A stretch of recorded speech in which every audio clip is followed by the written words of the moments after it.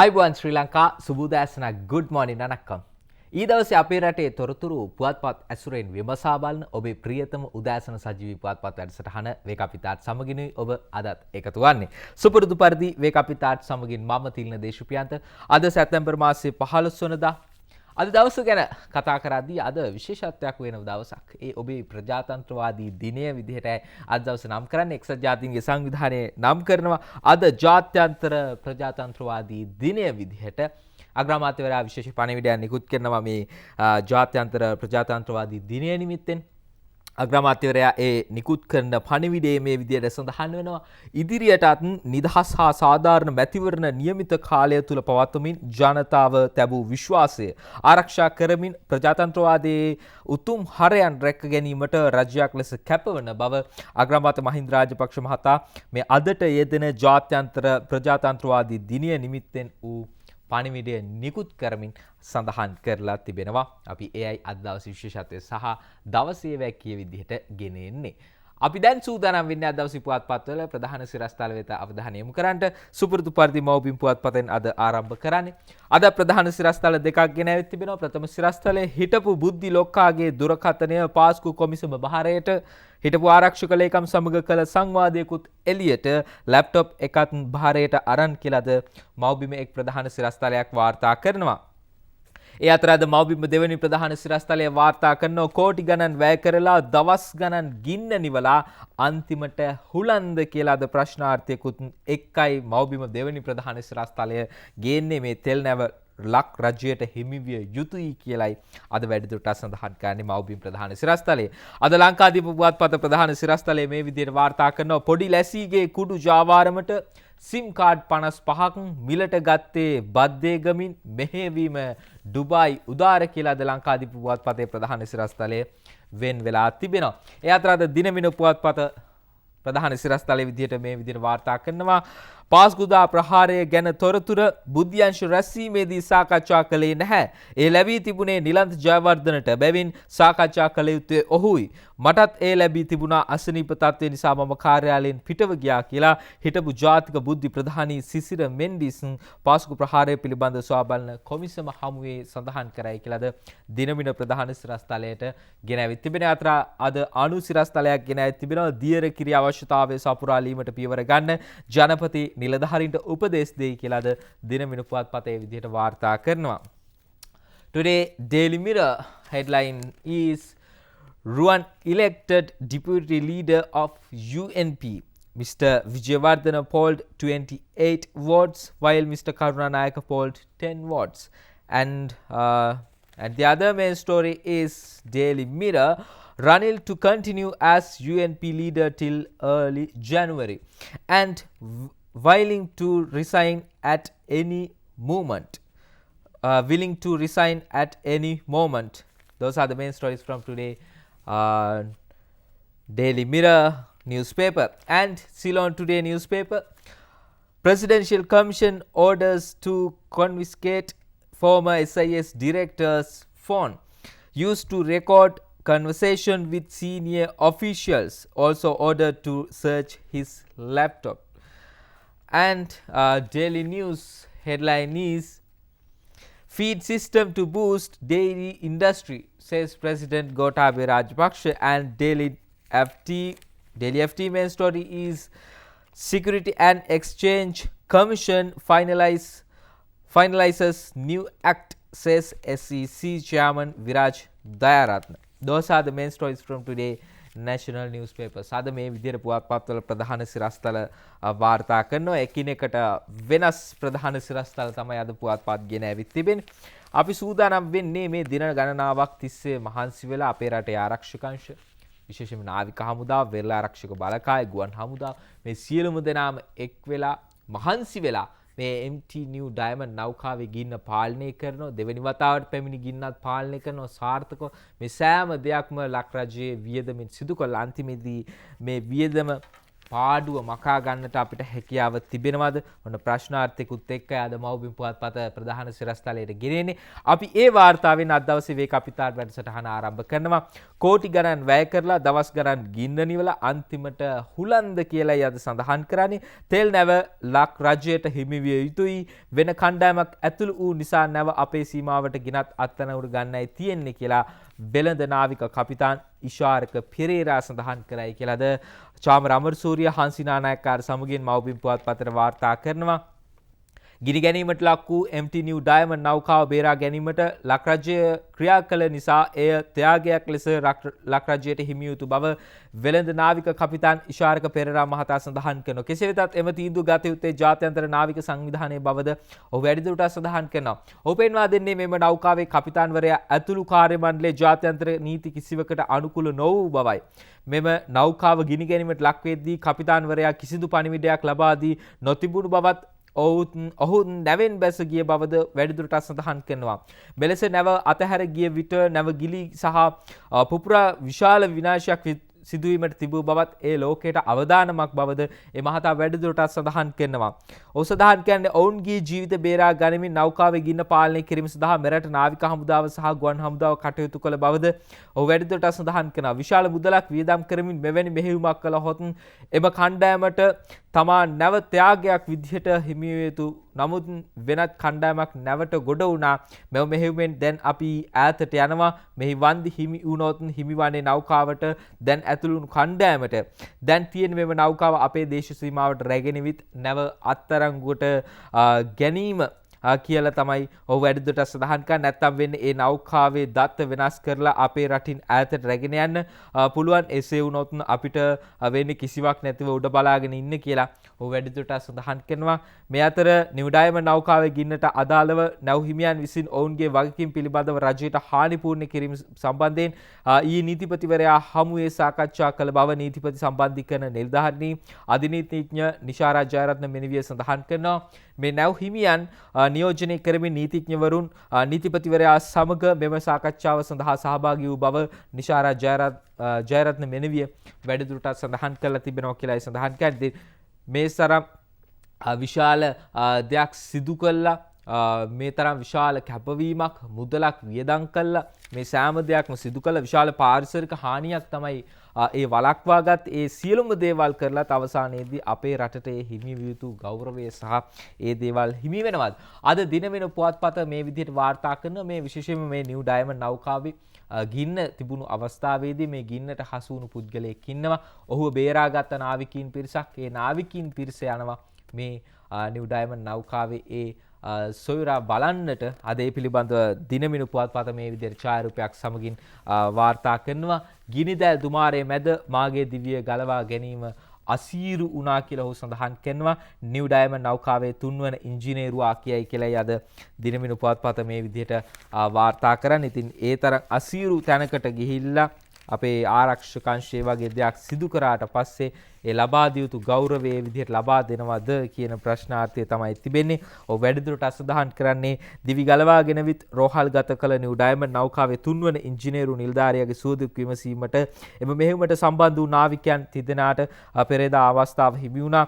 ගිනිදැල් මැද දුමාරයෙන් පිරී තිබූ නෞකාවේ ඉහළ මාලයක පිවිසුම් මාර්ගයක වැටී සිට තම ප්‍රධාන මාලය වෙත ගෙන ඒම ඉතා අසීරු කාර්යයක් වූ බව එහිදී ඔහු සඳහන් කරනවා. කෙසේ හෝ නාවික හමුදා සමාජිකයින්ගේ දැඩි කැපවීම හා උත්සාහය මත ඉහළ මාලයේ සිට පහත පිහිටි ප්‍රධාන මහලය වෙත තමා ගෙන ඒමට ඔවුන්ට හැකිවීම තමාගේ වාසනාවට සිදු වූ බවක් මෙම පිලිපීන ජාතිකයා සඳහන් කරනවා.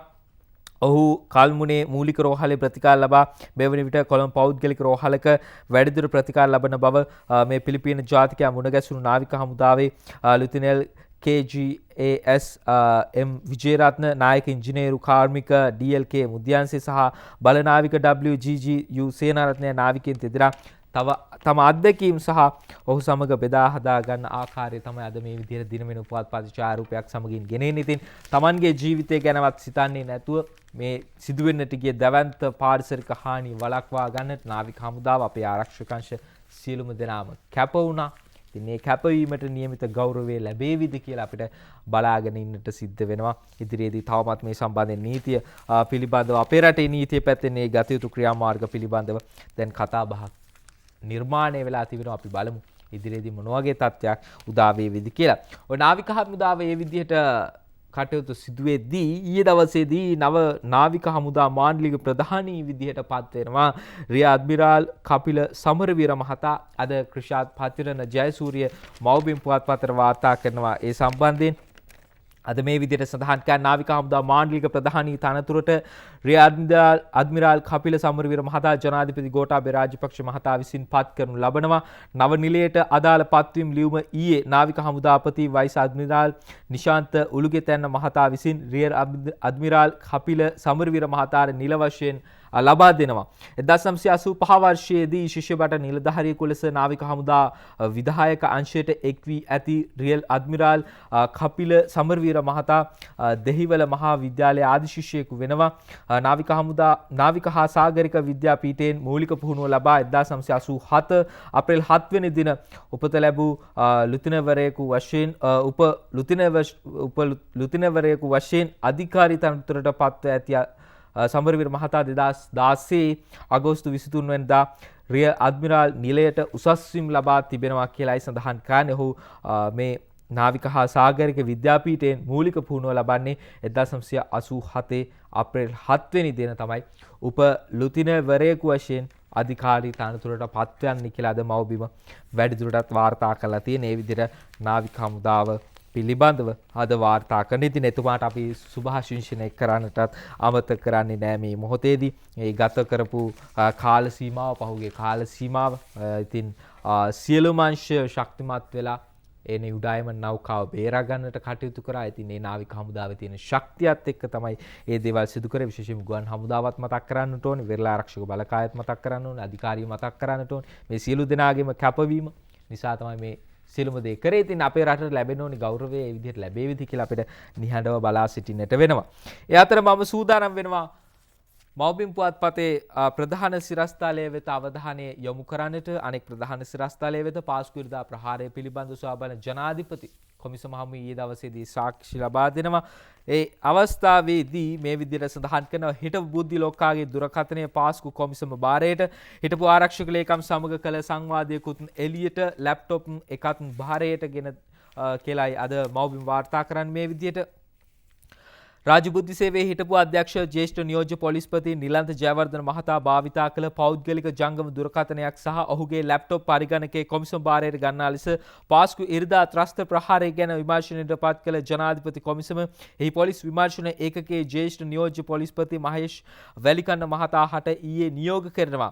නියෝජ්‍ය පොලිස්පති ජයවර්ධන ඊයේ කොමිසම හමුවේ ඔහු විසින් පාස්කු ප්‍රහාරයට පසුව එවක ආරක්ෂක ලේකම්ව සිටි හේමසිරි ප්‍රනාන්දු මහතා සමග විවිධ උසස් නිලධාරීන්ගේ භූමිකාවන් සම්බන්ධයෙන් සිදු කළ දුරකථන සංවාදයක් අසන්නට සැලැස්වියා.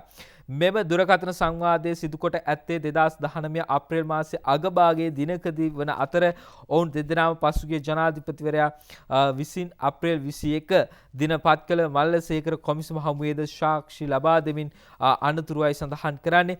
ජයවර්ධන මහතා කොමිසම හමුවේ පවසා සිටියේ තමන් විසින් අදාළ දුරකථන සංවාදින මුලින්ම සංයුත තැටියකට පසුවත් ලැප්ටොප් පරිගණකයකට සුරක්ෂිතව කොට ගබඩා කළ බවයි. තමන් විසින් කවර හේතුවක් මත මෙම දුරකථන සංවාදය පටිගත කිරීමට කටයුතු කළාදැයි කොමිසම විසින් විමසූ අවස්ථාවේදී නියෝජ්‍ය පොලිස්පතිවරයා පවසා සිටියේ ඒ වන විට රාජබුද්ධි සේවයේ ප්‍රතිරූපය විනාශ කිරීමට බොහෝ දෙනා කටයුතු කරමින් සිටි බවත්, එවන් උත්සාහයන් පිටුපස සිටින්නේ කවුරුන්ද යන වගත් තමන් දැන සිටි බවත්, එතෙක් කල පවත්වාගෙන අයගේ යහපත් ප්‍රතිරූපය ආරක්ෂා කර ගැනීමට අවශ්‍ය සාක්ෂියක් ලෙස මෙය පටිගත කරනු ලැබුවායි කියලයි ඔහු මේ කොමිසම හමුවේ සඳහන් කරලා තිබෙන්නේ. කොහොමුණත් ඔහුගේ පෞද්ගලික ජංගම දුරකථනය සහ ලැප්ටොප් පරිගණකයේ ඒ තිබෙන දත්ත බලන්නට තමයි දැන් කටයුතු කරලා තිබෙන්නේ. ඉතින් තවත් විවිධ පුද්ගලයන් සමග මේ විදිහට දුරකථන සංවාදවල යෙදිලා තිබෙනවද, ඒ හඬපට තිබෙනවද කියලා බලන්නට තමයි වැඩිදුරටත් මේ ජංගම දුරකථනය සහ ලැප්ටොප් පරිගණකය මේ බහරයට ගන්නට කටයුතු කරන්න කියලායි අද වැඩිදුරටත් වාර්තා කරන්නේ. මෙත්මලී දිසානායක අද මව්බිම් පුවත්පතේ මේ විදිහට වාර්තා කරනවා. ඔය අතරතුර මේ SF ලෝකාගේ සල්ලි පිළිබඳව අද වාර්තා කරන ගිණුම් 32ක බැංකු ශාඛා 32ක මේ සල්ලි යොදවලා තිබෙනවා කියලා අද මව්බිම් වාර්තා කරනවා. අද සඳහන් කළ ඥාතීන්ගේ හා සමීපතමයන්ගේ නම් වලිනුත් ගිණුම් විවෘත කරලා තියෙනවා. ගිණුම් 32ක විස්තර දෙන්න බැංකු කළමනාකාරීත්වයන්ට නියෝග කියලා අද අනුරාධපුරයේ සිට ආනන්ද කරුණාදාස මව්බිම් පුවත්පතට මේ විදිහට වාර්තා කරලා තිබෙනවා.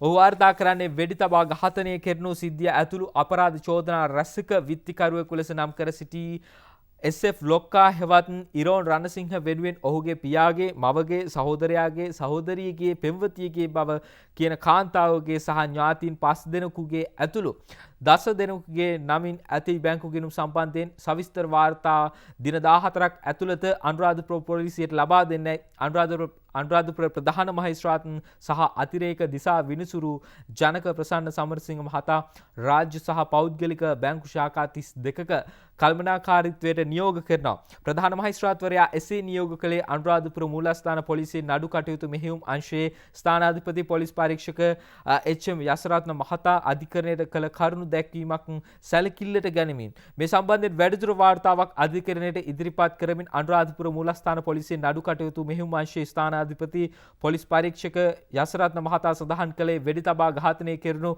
SF ලොක්කා හෙවත් ඉරෝන් රණසිංහ නැමැත්තා ජීවතුන් අතර සිටියේදී මත්කුඩු හෙරොයින් ඇතුළු විස මද්‍රව්‍ය ජාවාරම් වල නියැලී සිටි ඇති බවට පොලිස් විමර්ශන කණ්ඩායම් වලට තොරතුරු ලැබෙමින් පවතින බවයි.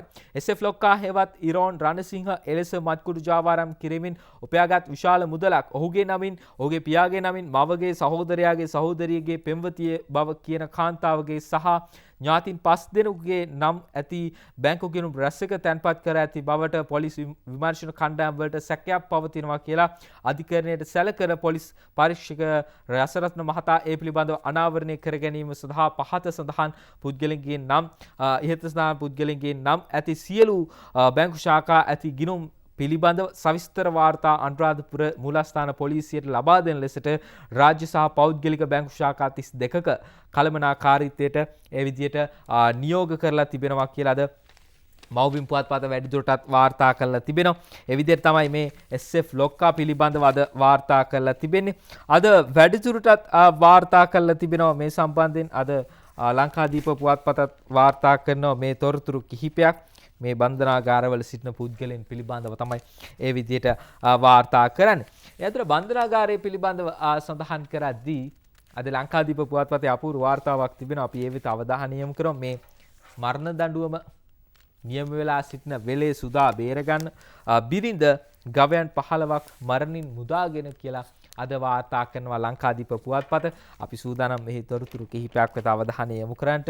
අද මේ විදිහට වාර්තා වෙන්නේ මරණයට කැප වූ ගවයන් 15 දෙනෙකු පමණ නිදහස් කරගෙන මහා පරිමාණ මත්කුඩු ජාවාරම් කරුවෙකු වන වෙලේ සුදා වෙනුවෙන් බාරහාර ඔප්පු කිරීම සඳහා විවිධ පුද්ගලයන්ට දී ඇති බව වෙලේ සුදාගේ මස්සිනාගෙන් කළ ප්‍රශ්න කිරීම වලදී අනාවරණය වී ඇති බව ඉමදුව පොලිසිය සඳහන් කරනවා.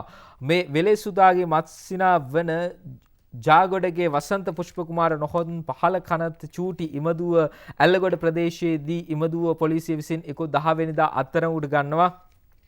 ගාල ප්‍රධාන මහේස්ත්‍රාත් අධිකරණයෙන් ලබාගත් දින 7ක රැඳුම් නියෝගයක් මත සැකකරුගෙන් කළ ප්‍රශ්න කිරීම වලදී මෙම කරුණු අනාවරණය කරනවා. වෙලේ සුදාගේ බිරිඳ මරණයට කැප වූ ගවයන් නිදහස් කර ගැනීම සඳහා මෙම සැකකරුට මුදල් දී ඇති බවද විමර්ශනවලදී අනාවරණය කරගෙන තිබෙනවා කියලයි වාර්තා කරන්නේ. මේ වාර්තාවේ වැඩිදුරටත් සඳහන් කරලා තියෙන්නේ මරණීය දණ්ඩනයේ නියම වී ඇති වෙලේ සුදා ඉන් නිදහස් කර ගැනීමට මරණයට කැප වූ ගවයන් නිදහස් කිරීමේ අරමුණ වී ඇති බවද විමර්ශනවලදී අනාවරණය වෙලා තිබෙනවා කියලයි අද ලංකාදීප පුවත්පත වාර්තා කරලා තිබෙන්නේ. ඒ අතරම වාර්තා කරනවා අද ලංකාදීප පුවත්පත වැඩිදුරටත් මේ වෙලේ සුදාගේ මත්සිනා රිමාන්ඩ් කියලාත් අද ලංකාදීප පුවත්පත වැඩිදුරටත් වාර්තා කරනවා. ඒ වාර්තාවේ මේ විදිහට සඳහන් වෙලා තියෙන්නේ හෙරොයින් මිලිග්‍රෑම් 1500ක් සන්තකයේ තබාගෙන සිටි බව කියන සිද්ධියකට අදාළව රැඳුම් නියෝග මත රඳවාගෙන සිටි හෙරොයින් මද්‍රව්‍ය ජාවාරම් කාර වෙලේ සුදාගේ මත්සිනා ලබන 21 වෙනිදා තෙක් රක්ෂිත බන්ධනාගාර ගත කරන ලෙස ගාල ප්‍රධාන මහේස්ත්‍රාත් හර්ෂණ කැකුණවෙල මහතා ඊයේ නියෝග කරනවා. මෙලෙස රක්ෂිත බන්ධනාගාර ගත කරනු ලැබුවේ ඉමදුව ඇල්ලගොඩ පහළ කනත්තවත්තේ පදිංචි අඟුලුගහ ජාගොඩගේ වසන්ත පුෂ්ප කුමාර නැමැත්තායි කියලයි අද ලංකාදීප පුවත්පත වැඩිදුරටත් මේ විදිහට වාර්තා කරලා තිබෙන්නේ. ඒ අතරම තමයි මේ බන්ධනාගාරයේ සිටියේදී මේ කෑම වර්ජනය කරව පිරිසක් සිටියන් ඊයේ දවසේ ඔවුන් මේ කෑම වර්ජනය උපවාසය අවසන් කරලා තිබෙනවා කියලාද සඳහන් කරනවා. අද ලංකාදීපයේ මව්බිම සෑම පුවත්පතක්ම මේ සම්බන්ධයෙන් වාර්තා කරනවා. මම සූදානම් මව්බිම් පුවත්පතේ මේ සම්බන්ධයෙන් පළවෙනි වාර්තාවට අවධානය යොමු කරන්නට. අද වාර්තා කරන්නේ බූස්සේ උපවාසය අවසන් කියලායි අද වාර්තා වෙන්නේ. බූස බන්ධනාගාරයේ විශේෂාංශයේ සිටින රැඳවියන් විසින් ආරම්භ කරනු ලැබූ ආහාර වර්ජනය ඊයේ දහවල් වන විට අවසන් කළ බව බූස බන්ධනාගාර අධිකාරී කාර්යාලය සඳහන් කරනවා. ඔවුන් කියන්නේ ඊයේ උදෑසන වන විට විශේෂාංශයේ රඳවා සිටි රැඳවියන් 13 දෙනෙකු පමණක් ආහාර වර්ජනයේ නිරතව සිටි අතර දහවල් එම රැඳවියන් ආහාර වර්ජනය ඉවත් වූ බව බූස බන්ධනාගාර අධිකාරී කාර්යාලයේ ප්‍රකාශකයෙකු සඳහන් කරනවා. පහුගිය 10 වෙනිදා සිට ඔවුන් ඉල්ලීම් කිහිපයක් මුල් කරගනිමින් විශේෂාංශයේ රඳවා සිටින රැඳවියන් ආහාර වර්ජනය ආරම්භ කරනු ලැබුණා. බූස බන්ධනාගාරයේ විශේෂාංශයේ රැඳවියන් 45 දෙනෙකු පමණ රඳවා සිටිනවා. මේ අතර ආහාර වර්ජනයේ නිරතව සිටියේදී හදිසි අසනීප වීමෙන් බූස නාවික හමුදා රෝහලට ඇතුළත් කරනු ලැබූ මද්‍රව්‍ය ජාවාරම් කරුවෙකු වන කංචිපාන ඉම්රාන් නැමැත්තාටද ප්‍රතිකාර කිරීමෙන් පසු යලි බන්ධනාගාරයේ විශේෂාංශයේ රැගෙන විත් ඇති බවද බන්ධනාගාර කාර්යාලය පවසනවා. ඔහු ප්‍රතිකාර සඳහා බූස නාවික හමුදා රෝහලට ඇතුළත් කොට ECG පරීක්ෂණයක් ලක් කිරීමෙන් පසු බූස බන්ධනාගාරයේ විශේෂාංශයට රැගෙන විත් තිබෙනවා කියලා තමයි සඳහන් කරලා තිබෙන්නේ. කොහොමනත් මවුන් ඊයේ දවල් 10වල් වෙන විට මේ උපවාසයෙන් ඉවත් වෙලා තිබෙනවා කියලයි සඳහන් කරන්නේ. අද දිනමිනත් වාර්තා කරන බූස් වර්ජනය අත්හරි වෙලේසුදා කංචිපානි පොඩිලැසි නීරෝ ඔස්මන් දිවා ආහාරය ගනිති කියලා අද දිනමින පුවත්පතත් වාර්තා කරන මේ දිනමින පුවත්පතේ වාර්තාව. ඒ අතර අද ලංකාදීප පුවත්පතත් මේ සම්බන්ධයෙන් වාර්තා කරනවා. ලංකාදීපයත් වාර්තා කරන්නේ මේ බූස් බන්ධනාගාරී ඒ ඔවුන් ආහාර වර්ජනයෙන් ඔවුන් ඉවත් වෙලා තිබෙනවා කියලා අද ලංකාදීප පුවත්පතත් වාර්තා කරනවා. ඉතින් බඩකින් ඉන්නකොට ටිකක් දැනෙනවා ඇති කොහොමද තත්ත්වය කියලා. ඒ අතර මේ බන්ධනාගාරයේ සිටින දරුවන් පිළිබඳව මව්බිම පුවතට අදාළ වාර්තාව අද අගමැති අතට කියලා අද කුමුදු පුල්ශාන්ත මව්බිම් පුවත්පතට වාර්තා කරලා තිබෙනවා. පහුගිය දවස්වලත් මේ පිළිබඳව කතා බහ කරා. කෙසේ වෙතත් අග්‍රාමාත්‍යවරයාගේ අවධානය යලිත් මේ සම්බන්ධයෙන් යොමු වෙලා තිබෙනවා. මද්‍රව්‍ය ජාවාරම් ඇතුළු විවිධ අපරාධ සම්බන්ධයෙන් චෝදනා ලැබ සිරගතව සිටින මව්වරුන් හේතුවෙන් ඔවුන්ගේ අවුරුදු 5ට අඩු දරුවන් 47 දෙනෙකුට ද බන්ධනාගාරගත වීමට සිදුව ඇති බවට පසුගියදා මව්බිම පුවත්පත අනාවරණය කරනවා. කෙසේ වෙතත් මේ සම්බන්ධයෙන් මේ පිළිබඳව නිරීක්ෂණ වාර්තාව බන්ධනාගාර ප්‍රතිසංස්කරණ හා සිරකරුවන් පුනරුත්ථාපන රාජ්‍ය අමාත්‍ය සුදර්ශනී ප්‍රනාන්දුපුල්ලේ මහත්මිය විසින් අද පෙරවරුවේ අර්ලියගහ මන්දිරයේදී අග්‍රාමාත්‍ය මහින්ද රාජපක්ෂ මහතා වෙත බාර දීමට නියමිත වෙනවා.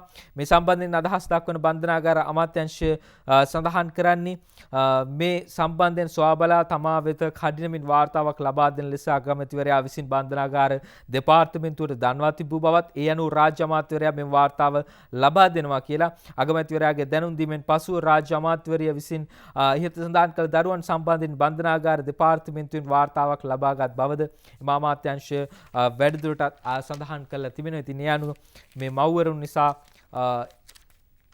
මව්වරුන් නිසා බන්ධනාගාරයට යන්න සිදු වුණු දරුවන් පිළිබඳව තමයි අග්‍රාමාත්‍යවරයාගේ අවධානය ඒ විදිහට යොමු වෙලා තිබෙන්නේ.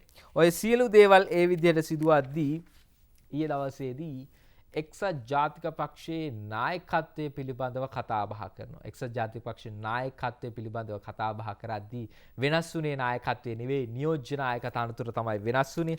අද ඒ පිළිබඳව වාර්තා කරන මේ විදිහට මේකත් ඊයේ දවසේ කෘත්‍යාධිකාරී මණ්ඩලය රැස් වෙලා ඔවුන් අතර තිබුණු රහස් ඡන්දයකින් තමයි මේ නියෝජ්‍ය නායක පදවියත් තෝරගන්නේ. කොහොමුණත් මේ විදිහට අද වාර්තා කරලා තියෙන එජාප නියෝජ්‍ය නායක රුවන් ඡන්ද 28යි ඔහුට රවිට 10යි කියලායි අද උපතිස්ස පෙරේරා වාර්තා කරන්නේ. අද සෑම පුවත්පතක් මේ සම්බන්ධයෙන් වාර්තා කරනවා. අද රුවන්ට 28යි රවිට 10යි කියලා දිනමිනු පුවත්පත වාර්තා කරනවා. එජාප නියෝජ්‍ය නායකත්වයේ රුවන්ට කියලායි ඔවුන් වාර්තා කරලා තිබෙන්නේ. වැඩිදුරටත් වාර්තා කරන මේ විදියට එක්සත් ජාතික පක්ෂයේ නව නියෝජ්‍ය නායකයා ලෙස පක්ෂයේ නියෝජ්‍ය මහලේකම්වරයා වන රුවන් විජේවර්ධන මහතා පක්ෂයේ කෘත්‍යාධිකාරී මණ්ඩලයේ වැඩි ඡන්දයෙන් ඊයේ තේරිපත් වෙනවා. රුවන් විජේවර්ධන සහ රවි කරුණානායක මහතුරුන් නියෝජ්‍ය නායකත්වය සඳහා ඉදිරිපත් වූ අතර ඒ සඳහා පැවති රහස් ඡන්දයෙන් රුවන් විජේවර්ධන මහතා ඡන්ද 28ක්, එවැගේම රවි කරුණානායක මහතා ඡන්ද 18ක් ලබා ගන්නවා. රනිල් වික්‍රමසිංහ මහතා ඡන්ද ලබා දීමෙන් වැළකී සිටියා කියලායි ඔවුන් සඳහන් කරන්නේ. වජිර අබේවර්ධන මහතාද නියෝජ්‍ය නායකත්වය සඳහා ඉදිරිපත් වන බව ප්‍රකාශ කර තිබුණ නමුත් ඊයේ දවසේ ඔහු ඉදිරිපත් නොවුණා කියලායි සඳහන් කරන්නේ. ඊයේ දවසේදී පක්ෂ නායක රනිල් වික්‍රමසිංහ මහතාගේ ප්‍රධානත්වයෙන් සිරිකොත පක්ෂ මූලස්ථානයේදී පැවති සාකච්ඡාවකදී ඒ අවස්ථාවේදී පැවති රහස් ඡන්දයකින් තමයි මේ විදියට එජාපේ නියෝජ්‍ය නායකත්වයේ පිළිබඳව අවසන් තීන්දුව ගන්නේ. අනුව ඉදිරියේදී කොයි විදියට මේ එජාපය හසුරුවාවිද, එජාපේ ගමන කොයි විදියට තීරණය වේවිද කියලා බලා සිටින්නට වෙනවා. මේ එජාපය පිළිබඳව සඳහන් කරද්දී එජාපෙන් වෙන්වුණු සජිත් ප්‍රේමදාස මහතා සමගි ජන බලවේගය නිර්මාණය කරමින් දැන් දැවැන්ත විපක්ෂය බවට පත් වෙලා තිබෙනවා. දැන් ඔවුන් මේ 20 පිළිබඳව සඳහන් කරනවා. ඔවුන් කියන්නේ 20 වෙනි සංශෝධනය ප්‍රජාතන්ත්‍රවාදයට මරු පහරක් කියලායි සඳහන් කරන්නේ. අද ක්‍රිෂාත් පතිරත් ජයසූරිය මව්බිම් පුවත්පතට වාර්තා කරලා තිබෙනවා. මේ 20 වෙනි සංශෝධනය ආණ්ඩුව ගෙනෙන්නට හදන 20 වෙනි ව්‍යවස්ථා සංශෝධනය මේ රටේ ප්‍රජාතන්ත්‍රවාදයට එල්ල වුණු මරු පහරක් බවත්, මේ රටේ ජාතික ආරක්ෂාව ශක්තිමත් කිරීමට ජාතික ආරක්ෂක සභාවක් ස්ථාපනය කිරීමේ වැඩපිළිවෙල 19+ ව්‍යාපාරය හරහා ඉදිරියට ගෙන යාමට කටයුතු කරන බව සමගි ජන බලවේගයේ නායක සජිත් ප්‍රේමදාස මහතා සඳහන් කරනවා. ඔහු කියන්නේ යහපත් රාජ්‍ය පාලනයකට 19 වෙනි ව්‍යවස්ථා සංශෝධනය තුළින් ස්වාධීන උණු ආයතන තවත් ශක්තිමත් කරමින් ඒවා දේශපාලන ඇඟිලි වලින් තොරව වචනයේ අර්ථයෙන්ම ස්වාධීනව කරගෙන යාමට කටයුතු කළ යුතු බව ප්‍රේමදාස මහතා සඳහන් කරනවා කියලා අද මව්බිම් පුවත්පත වාර්තා කරනවා. අද මව්බිම් පුවත්පත මේ 20 වෙනි ව්‍යවස්ථා සංශෝධනය පිළිබඳව පුද්ගලයන් කිහිප දෙනෙකු ගෙනෙන කරුණු අද ගෙනෙනවා. මේ ජාපයේ හිටවු ප්‍රබලයෙකු මංගල සමරවීර දක්වන අදහසුත් අද මව්බිම් වාර්තා කරන මේ 20 වෙනි ව්‍යවස්ථාව පිළිබඳ 20ට එරෙහිව මංගල කරලියට කියලාද අනුරාධා හේරත් වාර්තා කරනවා මව්බිම් පුවත්පතට. ඔහු කියන්නේ මේ 20 පිළිබඳව මේ විදිහට පාර්ලිමේන්තුවේ බලය පවා ජනාධිපතිට ලියා දෙන 20 වෙනි සංශෝධනයට එරෙහිව විරෝධය පළ කරන බව තමා සඳහන් කරන සියලු මන්ත්‍රීවරුන්ගෙන් ඉල්ලා සිටිනවා මේකට විරෝධය දක්වන්න කියලා. 20 වෙනි සංශෝධනය ගෙනීම තුළින් පෙන්눔 කරන්නේ ගෝඨාභය රාජපක්ෂ ජනාධිපතිට රටේ නීතියට අනුව කටයුතු කිරීමට නොහැකි බවත්, එය හරියට නව ක්‍රිකට් නායකයෙකු පත් කළ පසු ඔහුට ඊට අදාළ ක්‍රිකට් නීතිවලට යටත්ව ක්‍රියා කරන්න නොහැකි බව පවසනවා වැනි උදාහරණයක් බවත් හිටපු මන්ත්‍රීවරයා සඳහන් කරනවා. ඔහු සඳහන් කර නීතිය රැහැනට හසු නොවී කටයුතු කිරීමට අවශ්‍ය අය මෙලෙස නව නීති ස්ථාපනය කර ගැනීමට උත්සාහ දරන බැවින් මේට සම්මාදම් නොවීමට සියලු මන්ත්‍රීවරුන් ක්‍රියා කිරීම ඉතාමත්ම අවශ්‍ය බවයි කියලා ඔහු සඳහන් කරනවා. මේ 20ට එරෙහිව මංගල එළියට කියලායි අද කඩලියට කියලායි අද මව්බිම මේ විදිහට වාර්තා කරන්නේ. ඒ අතර අද කොමියුනිස්ට් පක්ෂයත් සඳහන් කරනවා මේ 20 පිළිබඳව මේ විදිහට ඔවුන් කියන්නේ හදිසි සංශෝධනයන්ට 20 සීමා කරන්නට ඕනේ කියලායි ඔවුන් සඳහන් කරන්නේ. අවශ්‍යම හා හදිසිම සංශෝධනයන් සීමා කරමින් මේ 20 වෙනි ව්‍යවස්ථා සංශෝධනය සම්පාදනය කළ යුතු බවත්, ජනපතිට ආරක්ෂක අමාත්‍යාංශය හෝ වෙන අමාත්‍යාංශයක් හෝ පවරා ගැනීමට බලය තිබීම අවශ්‍යම දෙයක් බව ශ්‍රී ලංකාවේ කොමියුනිස්ට් පක්ෂය ප්‍රකාශ කරනවා. ඔවුන් කියන්නේ මේ දේශපාලන මණ්ඩලය සඳහන් කරන්නේ 20 වෙනි සංශෝධනය ගැන ගන්නා ලද එම යෝජනා පක්ෂයේ ප්‍රධාන ලේකම් විශේෂඥ වෛද්‍ය ජී වීරසිංහ මහතා විසින් ප්‍රකාශයට පත් කරනු ලැබ තිබෙනවා. එබැගින් ඔවුන් වැඩිදුරටත් අවධාරණය කළා තිබෙනවා මේ සම්බන්ධයෙන්. ඒ අනුව ඔවුන් සඳහන් කරන්නේ JRගේ 70ට ආණ්ඩු ක්‍රම ව්‍යවස්ථාවට කිසි ලෙසකින් ආපසු නෑමට වග බලා ගැනීම, එවැගේම 70න් පසු දිනාගත් ජයග්‍රහණය සුරකීම, 19 වෙනි ව්‍යවස්ථා සංශෝධනයෙන් ඉවත් කළ යුතු දේ යෝජිතව නව ව්‍යවස්ථා සම්පාදනයේදී ඉවත් කිරීම වඩා සුදුසු ක්‍රමවේදයයි. අවශ්‍යම හා හදිසි සංශෝධනයට සීමා කරමින් 20 වෙනි සංශෝධනය සම්පාදනය කරන්නට ඕනේ කියලායි ශ්‍රී ලංකාවේ කොමියුනිස්ට් පක්ෂය සඳහන් කරනවා කියලාද මව්බිම් වාර්තා කරන්නේ. ඔවුන් ඒ 20 පිළිබඳව ඒ විදිහට අදහස් පළ කරලා තිබෙනවා. ඒ අතරම මම සූදානම් වෙන්නේ අද දිනමින පුවත්පතේ මුල් පිටුවේ තොරතුරු කිහිපයක් වෙත අවධානය යොමු කරන්නට. අද 20 පිළිබඳව වගේම තවත් මේ හිටපු යහපාන් රජී පිරිසක් දක්වන අදහස් අද දිනමින වාර්තා කරනවා. ඒ වගේ මේ 19 රැක ගන්නට ඕනෑ දෙයක් කියලයි මේ විදිහට සඳහන් කරලා තිබෙනවා කෙනෙක් ඉන්නවා. අද වාර්තා කරනවා මේ විදිහට 19 රැක ගැනීමේ සටනට සමගි ජන බලවේගයේ අද සූදානම් කියලා අද වාර්තා කරනවා. 20 වෙනි ව්‍යවස්ථා සංශෝධන අහෝසි කිරීමේ අරමුණින් ස්ථාපිත 19 රැක ගැනීමේ ජනතා ව්‍යාපාරයේ සම්මන්ත්‍රණ මාලාව අද සවස කොළඹ නවනගර ශාලාවෙන් ආරම්භීමට සමගි ජන බලවේගයේ කටයුතු යොදා තිබෙනවා කියලා අද දිනමින පුවත්පත වාර්තා කරලා තිබෙනවා. ඒ අතර මේ 19 රැක ගන්න ඕනෑම දෙයක් කරනවා කියලා අද සුනිල් වටගල කියනවා කියලා අද නදී මාණික්කගේ වාර්තා කරනවා දිනමින පුවත්පතේ.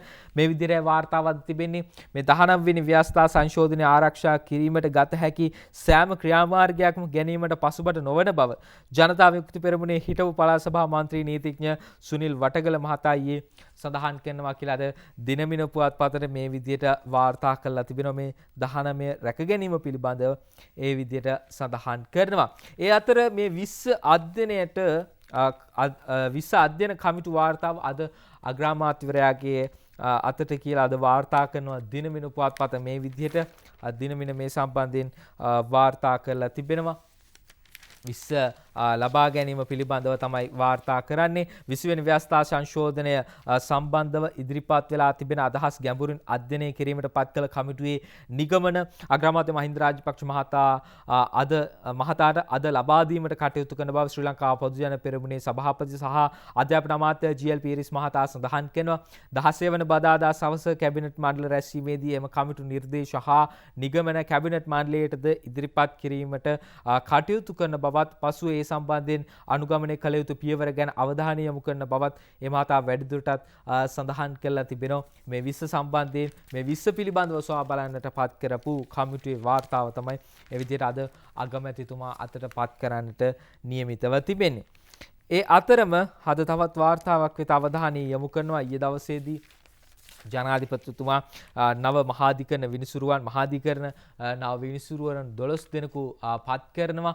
අද ඒ පිළිබඳව මව්බිම් පුවත්පත වාර්තා කරනවා. මව්බිමේ වාර්තා වෙත අවධානය යොමු කරන අද මේ විදිහට වාර්තා කරන මහාධිකරණ නව විනිසුරුවරුන් 12 දෙනෙකුට පත්වීම 7ක් කාන්තාවන් කියලා අද පහන් විජේසේකර මේ විදිහට වාර්තා කරන මේ ඡායාරූපත් සමගිනුයි අද මව්බිම් පුවත්පත වාර්තා කරලා තිබෙන්නේ.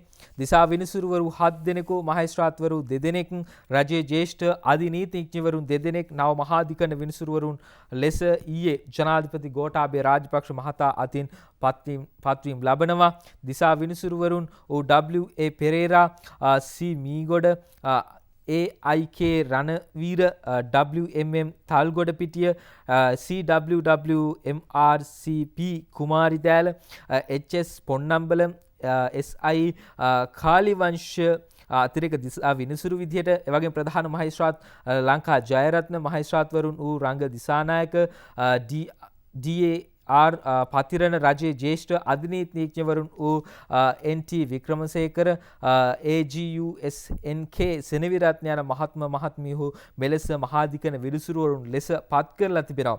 මේ මහාධිකරණ විනිසුරු පදවිය ලද 12 දෙනා අතරින් 7 දෙනෙක්ම කාන්තාවන් වීම විශේෂත්වයක් වෙනවා කියලයි අද මව්බිම් පුවත්පත වාර්තා කරන්නේ. ඡායාරූපත් ඔබ දැක්කේ ජනාධිපතිතුමා ඉදිරියේ ඒ පත්වීම් ලිපි ලබා ගන්න ආකාරය තමයි ඔබ ඒ දකින්නේ.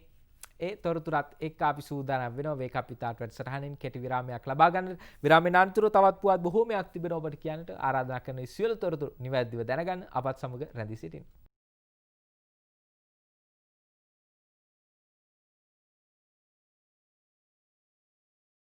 ඔබ යලිත් එකතු වන්නේ ඔබගේ ප්‍රියතම උදෑසන සජීවී පුවත්පත් වැඩසටහන වේකපිතාට සමගින්.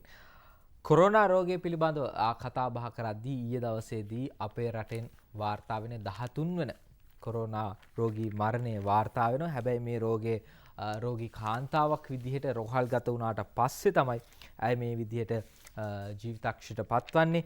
නිරෝධායනෙන් හලාවත රෝහලට ඇතුළත් කළ කොරෝනා රෝගියා මරුට කියලා අද ලංකාදීප පුවත්පත වාර්තා කරනවා. අපි සූදානම් ලංකාදීප පුවත්පතේ ඒ වාර්තාවෙන් මේ විදිහට මේ තොරතුරු ඔබට ගෙනෙන්නට.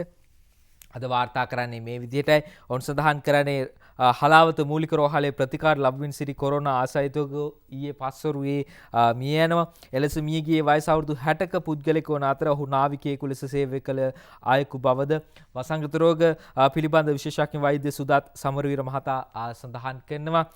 බහරේන් සිට පහුගිය දෙවනිදා ශ්‍රී ලංකාවට එම පුද්ගලයා පැමිණ සිටිනවා. ඒ පැමිණි පුද්ගලයා නිරෝධායනයට ලක්වෙමින් සිටින අතරතුරේ පහුගිය 9 වෙනිදා හලාවත මූලික රෝහලට ඇතුළත් කළ බව සමරවීර මහතා සඳහන් කරනවා.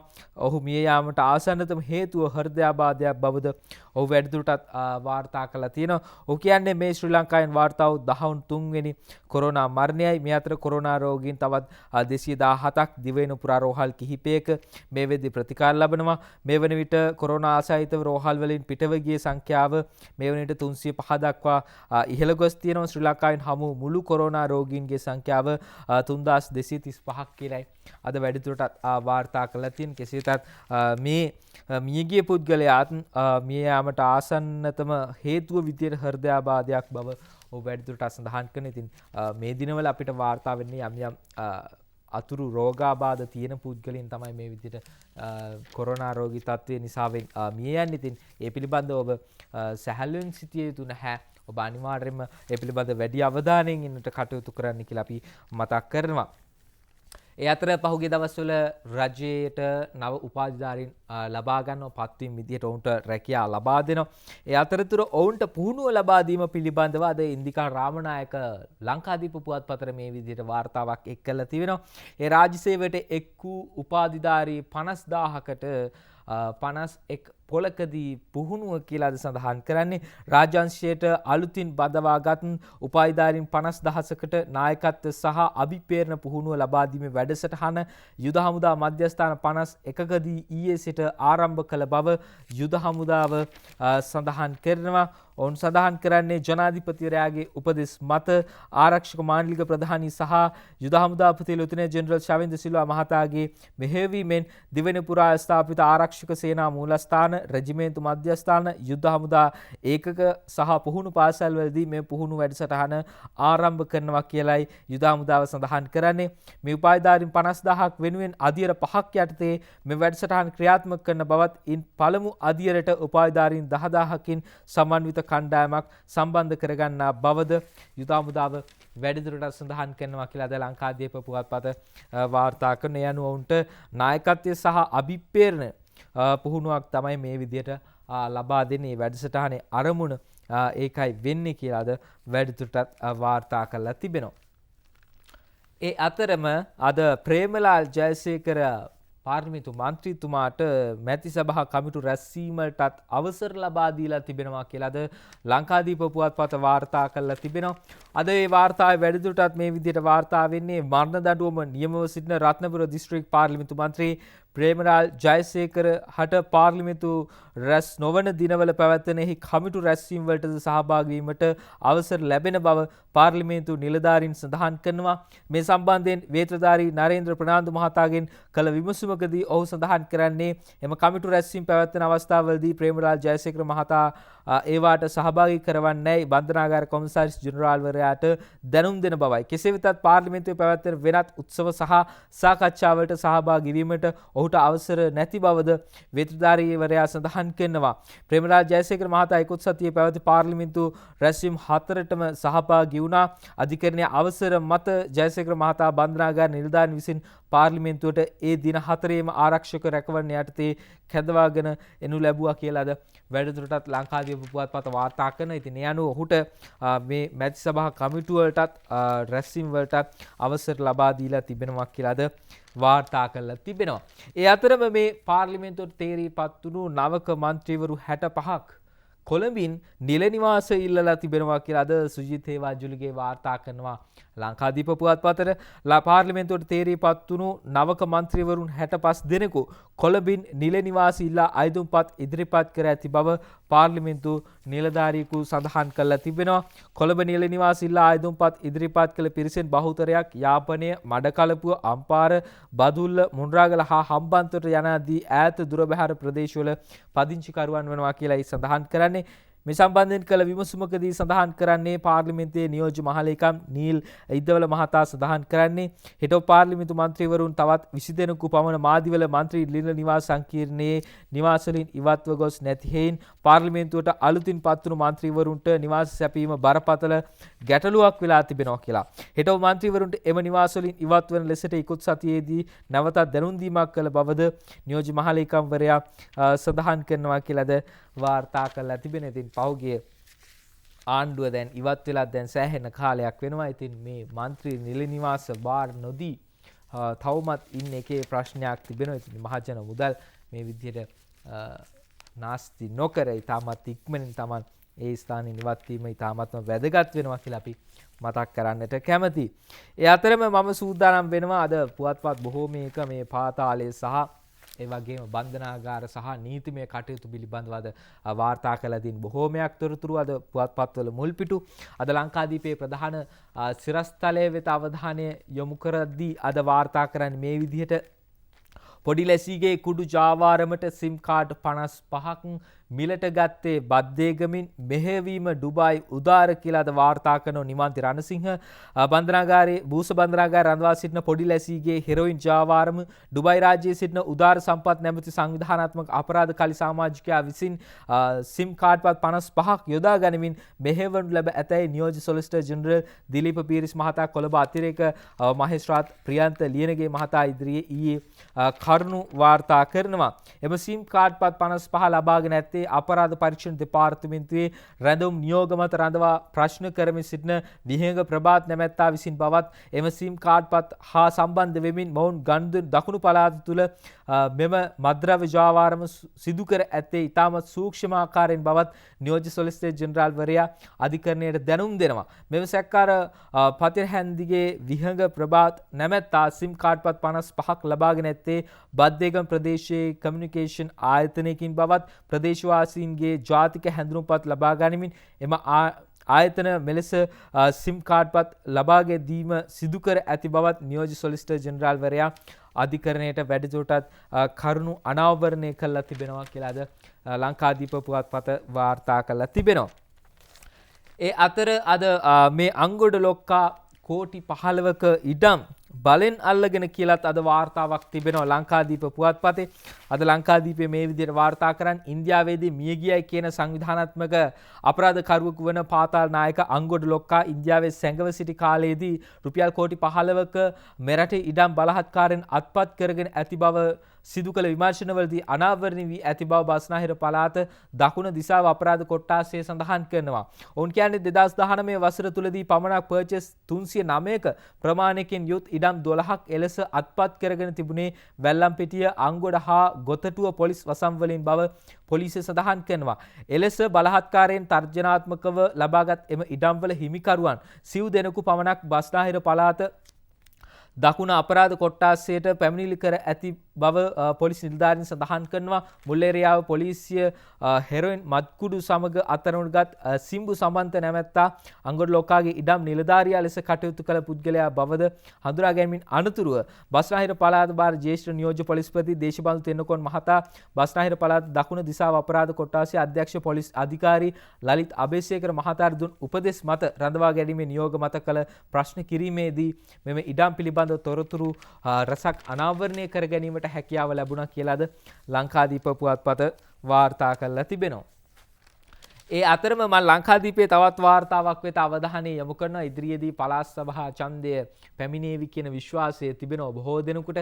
මේ පළාත් සභා ඡන්දයට සමගි ජන බලවේගය ඔන්න දැන්ම ලකලෑස්ති වෙනවා කියලාද ලංකාදීප පුවත්පත වාර්තා කරන්නේ. මේ පළාත් සභා ඡන්දයට සමගි ජන බලවේගයේ ආයුධම්පත් කැඳවලා තිබෙනවා කියලාද මේ විදිහට වාර්තා කරලා තිබෙනවා. ඔවුන් සඳහන් කරන්නේ පළාත් සභා මැතිවරණය සඳහා මේ සතියේ සිට අපේක්ෂක ආයුධම්පත් කැඳවීමට සමගි ජන බලවේගය තීරණය කරනවා කියලා. පළාත් සභා මැතිවරණයට තරඟ කිරීමට අපේක්ෂා කරන තරුණයන්ට විද්වතුන්ට වෘත්තීයවේදීන්ට මේ සඳහා ප්‍රමුඛත්වය දෙන බව සමගි ජන බලවේගයේ ජාතික සංවිධායක පාර්ලිමේන්තු මන්ත්‍රී තිස්ස අත්තනායක මහතා සඳහන් කරනවා. පහුගිය පාර්ලිමේන්තු මැතිවරණයට තරඟ කර පාර්ලිමේන්තුවට තේරීපත් නොවූ සියලුම සංවිධායකවරුන්ට සහ අපේක්ෂකයන්ට පළාත් සභා මැතිවරණය සඳහා ඉදිරිපත් වන්නයි පක්ෂයෙන් ඉල්ලීමක් කර ඇති බව කොළඹ මාක්ස් ප්‍රනාන්දු මාවතේ මේ විපක්ෂ නායක කාර්යාලයේ ඊයේ පැවති මාධ්‍ය හමුවකට එක්වමින් මේ මාධ්‍ය හමුවකට එක්වමින් මේ බව වැඩිදුරටත් සඳහන් කරනවා කියලා අද ලංකාදීප පුවත්පත වාර්තා කරන යන ඔවුන් ඉදිරි මහමැතිවරණය සඳහා මේ වෙද්දී ඒ විදිහට වැඩ කටයුතු ආරම්භ කරලා තිබෙනවා කියලායි සඳහන් කරන්නේ. සමගි ජනබලවේගය ගැන කතා කරද්දී එහි පාර්ලිමේන්තු මන්ත්‍රී තලගතා අතුකෝරළ මහත්මිය පිළිබඳව අද වාර්තා කරන දිනමින පුවත්පත අද ඔහු ඇය සඳහන් කරන්නේ දේශපාලන පල්ලි ගැනීම පිළිබඳව සොයාබලන ජනාධිපති කොමිසම හමුවේ සාක්ෂි ලබා දෙමින් මේ විදිහට සඳහන් කළා තියෙනවා. ඒ 2012 දී බන්ධනාගාර කැරැල්ලට ගෝඨාභය පටලවන්නයි මම කිව්වේ නැහැ කියලයි තලතා අතුකෝරළ පාර්ලිමේන්තු මන්ත්‍රීතුමිය සඳහන් කරන්නේ. 2012 වසරේ සිදු වූ බන්ධනාගාර කැරැල්ලට හිටපු ආරක්ෂක ලේකම් වත්මන් ජනාධිපති ගෝඨාභය රාජපක්ෂ මහතා පැටලීමට ක්‍රියා කරන්නයි කිසි දිනක පවසා නොමැති බව හිටපු අධිකරණ ඇමතිනි පාර්ලිමේන්තු මන්ත්‍රී තලතා අතුකෝරළ මහත්මිය මේ විදිහට දේශපාලන පරිගැනීම් පිළිබඳව සොයා බලන ජනාධිපති කොමිසම හමුවේ සාක්ෂි ලබා දෙමින් ඊයේ දවසේ සඳහන් කරනවා කියලා අද දිනමින පුවත්පත වාර්තා කරලා තිබෙනවා. ඒ තොරතුරත් එක්ක අපි සූදානම් වෙනවා තවත් කෙටි විරාමයක් ලබා ගන්න වේකපිතාට තුලින්. විරාමයෙන් අනතුරු අපි පුවත්පත්වල ඇතුල් පිටු වාර්තා වෙත අවධානය ඔබේ රැගෙන යනවා.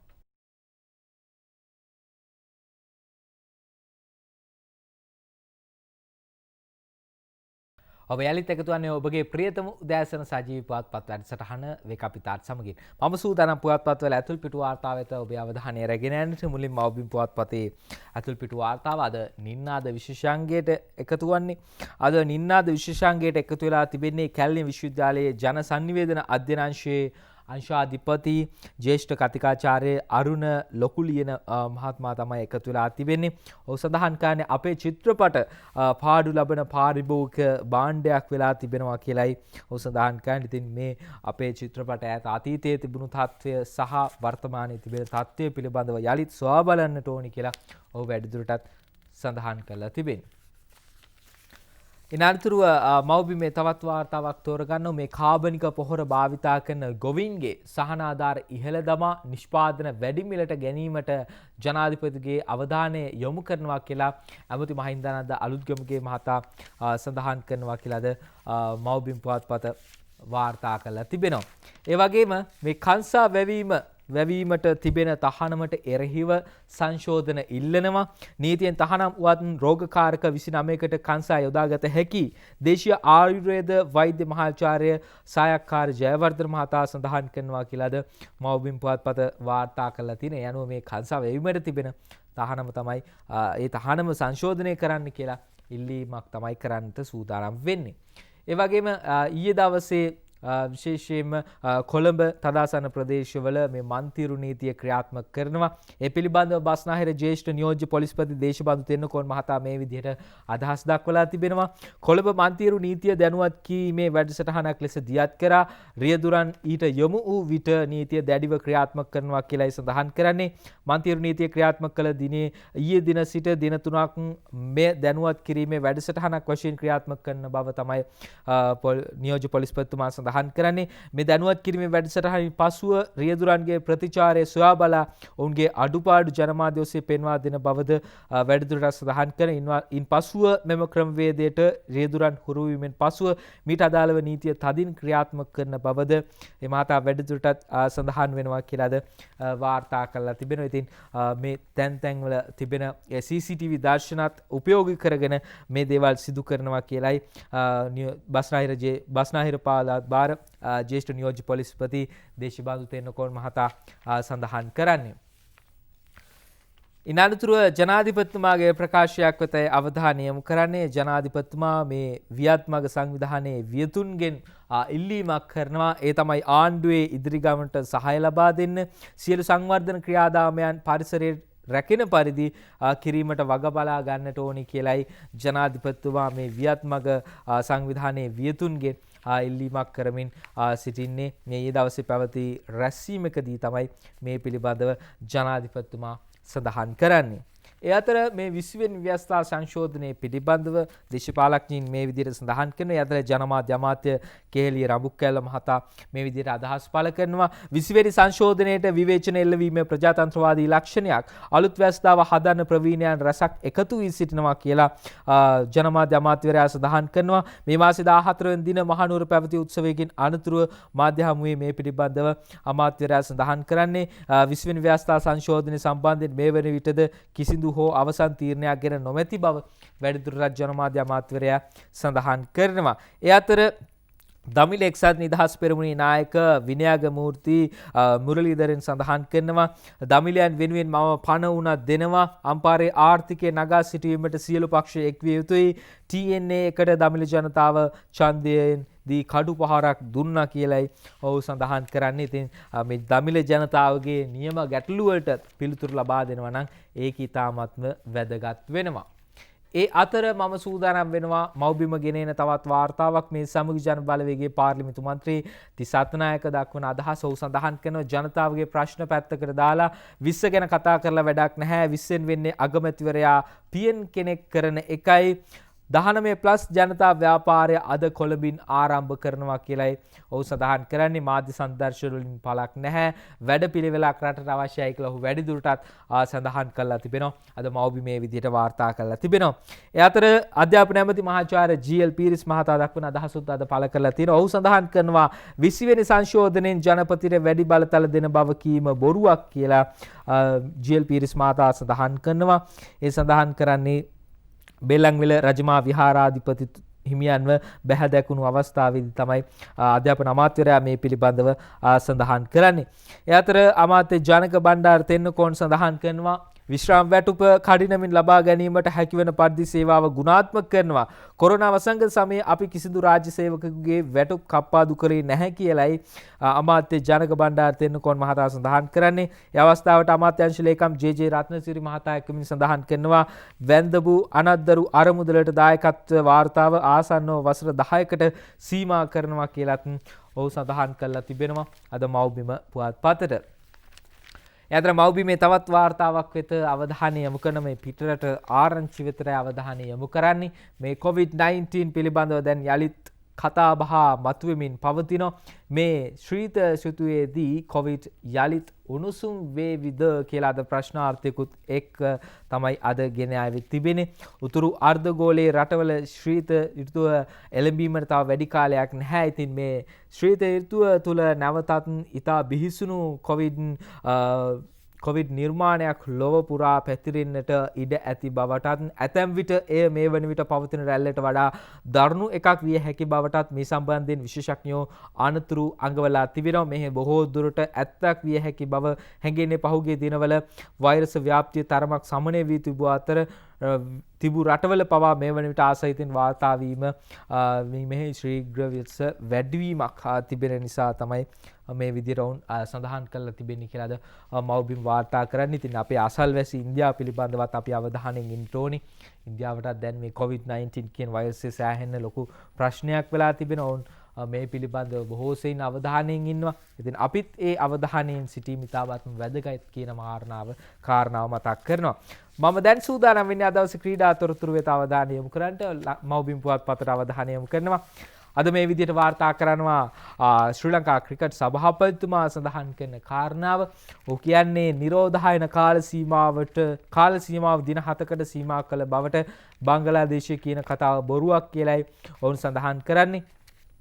බංගලාදේශය සඳහන් කරන නිරෝධායනයේ දින 7කට වැඩි වුණොත් අපි එන්නේ නැහැ කියලා බංගලාදේශය සඳහන් කරනවා. මේ අවස්ථාවට ක්‍රීඩා ඇමතිත් මේ ගැටලුවට මැදිහත් වෙලා තිබෙනවා කියලායි සඳහන් කරන්නේ. ඉතින් මේ බංගලාදේශ පිළේ ශ්‍රී ලංකා ටෙස්ට් තරඟ සංචාරයේදී පවතින නිරෝධායන කාල සීමාව දින 7කට ප්‍රමාණවත් බව ශ්‍රී ලංකා ක්‍රිකට් ආයතනය දැන්වූ බව බංගලාදේශ ක්‍රිකට් පාලන මණ්ඩලය එරට මාධ්‍යයට සඳහන් කර තිබුණද ඒ ශ්‍රී ලංකා ක්‍රිකට් සභාපති ශාමි සිල්වා මහතා එය ප්‍රතික්ෂේප කළා තිබෙනවා.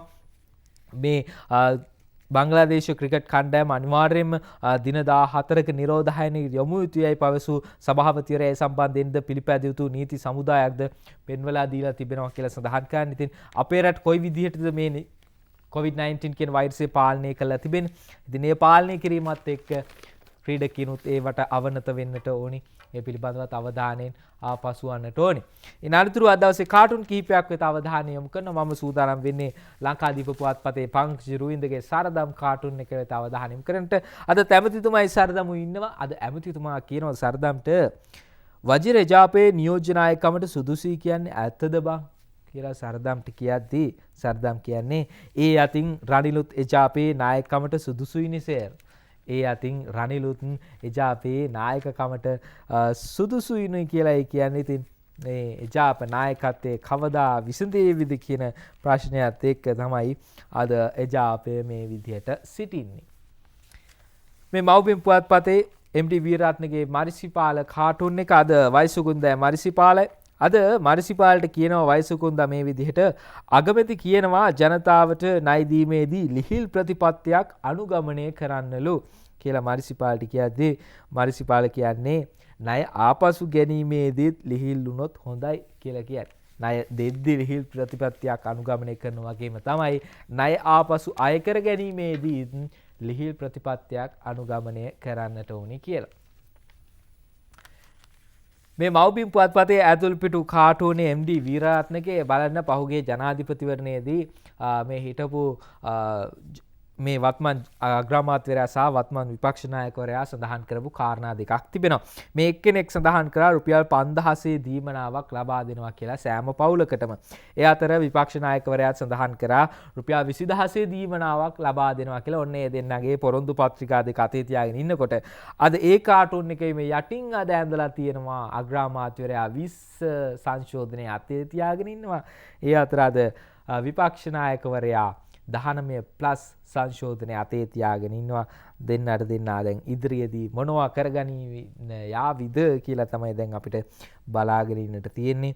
19 යම් කරුණු වෙනස් කළා 20 ගෙනෙන්නට වත්මන් ආණ්ඩුව සූදානම් වෙලා ඉන්නවා. 19 හොඳ දේවල් තබාගෙන ඒ රාජ්‍ය පාලනයට යම්කිසි බාධාවන් තිබෙන දේවල් තමයි ඉවත් කරන්නට ඕන අදහස් කරගෙන සිටින්නේ. ඉතින් ඒ තිබෙන දේවල් ඒ ආකාරයෙන්ම පවත්වාගෙන යන්නට විපක්ෂයේ දැඩි වෙහෙසක් දරනවා කියලා තමයි මේ කාටුන් එකෙන් සඳහන් කරන්නේ. අද දවසේ වැඩසටහන නිමා කරන්නට අපි සුපුරුදු පරිදි තෝරගන්න විදුර අබේනායකගේ දවසේ පද 4 ඡන්දෙදි දුන් හීන සුදු බිත්තියේ එල්ලා යන්තම් 54ක් ආසන අල්ලා മന്ത്രി රැකවලට තව පොලිසිය ඉල්ලා දැන් රට හදන්නට එන අය බලපල්ලා කියලා අද විදුර අබේනායක මේ විදිහට දවසේ පද 4න් ගෙන ඇවිත් තිබෙනවා. ඒ සමගින් අපි සූදානම් වෙන්නේ වේක අපිතාට වැඩසටහන අද දවසට නිමාවට පත් කරන අපි යලි හමු වෙන්නේ හෙට උදෑසන 6:25ට. අද ජාත්‍යන්තර ප්‍රජාතන්ත්‍රවාදී දිනය. ඉතින් ඔබේ ප්‍රජාතන්ත්‍රවාදී අයිතිය පිළිබඳ ඔබ යලි මතක් කරගන්න කියලා අපි මතක් කරමින්